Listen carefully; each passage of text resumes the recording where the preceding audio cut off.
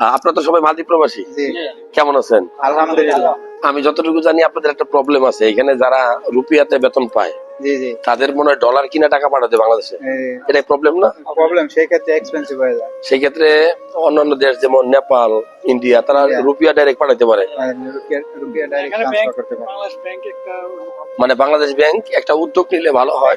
মনে হয় বাংলাদেশ কোনো রেমিটেন্স পাচ্ছে না, পাচ্ছে না। কিন্তু এখানে 1.5-2 লাখ প্রবাসী আছে, অনেক টাকা নাকি রেমিটেন্স। তো আমি বাংলাদেশ গভর্নমেন্টকে বলবো যদি পারেন এই ভাইদের খুব উপকার হবে, কারণ এই ডলার কিনা পাঠাতে গেলে লস হয়। ঠিক কিনা? আমরা চাই অনলাইন সেবা আরো উন্নত হোক, আমাদের দেশে অনলাইন ব্যাংকিং সিস্টেম গুলো আরো উন্নত হোক, যাতে আমরা ডাইরেক্ট লোকেরা মোবাইলে টাকা পাঠাইতে পারে। হ্যাঁ, ডাইরেক্ট। কিন্তু এখানে অনেক সময় হুন্ডিতে বিকাশে টাকা পাঠাতে হয়। কথা কি আমরা ব্যাংকে গেলাম, রুপিয়া দিলাম, আমাকে বাংলাদেশে টাকা পাঠাইতে এটা হলে তার থেকে লাভ হতো কার? আমাকে বাংলাদেশে লাভ হইব আর নিজেরও লাভ হতো। নিজেরও লাভ হইব। তো যাই হোক, ভালোবাসা রইলো, বাংলাদেশ গভর্নমেন্ট চেষ্টা করবো মনে হয়। আমি মেসেজটা দিলাম, আমি ছোট মানুষ, যদি চোখে পড়ে কারো এটা শেয়ার করবেন। প্রবাসী ভাইরা, বিশেষ করে মালয়েশিয়ান প্রবাসী, মালদ্বীপ প্রবাসী ভাইরা এটা শেয়ার করবেন, কারণ এই দেশে এটা প্রবলেম বেশি।